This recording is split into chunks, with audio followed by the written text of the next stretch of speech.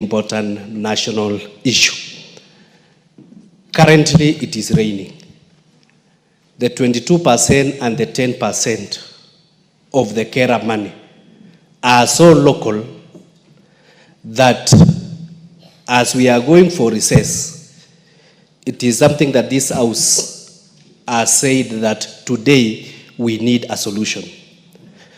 I know, Aziri, you are a man of statistics, a man of data, and a man who is strategic. Stop praising the minister. Ask him a question. No, I'm coming there. I'm building.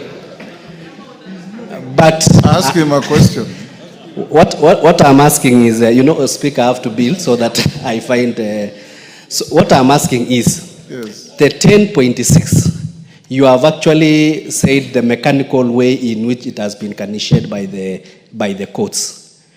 What we are asking is, why don't you, in the overall RMLF funds, the fuel levy funds, instead of it lying idle, and given that by June, by the end of this financial year, instead of that money lying idle, you work on the mathematics as we are mediating on the issue and be able to release the remaining 22% and 10% as at 30th of April, so that as we go on from next week, at least the carer roads can be able to be worked on, so that at least our people can be able to enjoy. So we really want you to, instead of being mechanical in terms of execution of that court case, let us be dynamic and be able to say, this is the money that is disposable that we can be able to use, so that it can be recouped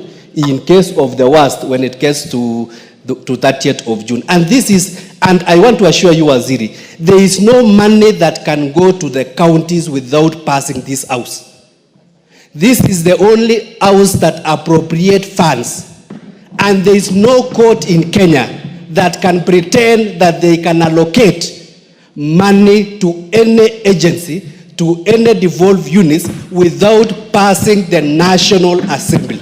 So it is very important that even if what is agreed, finally it has to come to this house. And that is why, in the wisdom of this house, we said we are going to pass additional allocation to counties minus RMLF. So all these stories, unless it is earning interest, all these stories, it has to come to this house. So kindly, working on that dynamism, kindly release the 22% and the 10% by next week, so that we are able to work on our roads. Thank you. Mawade.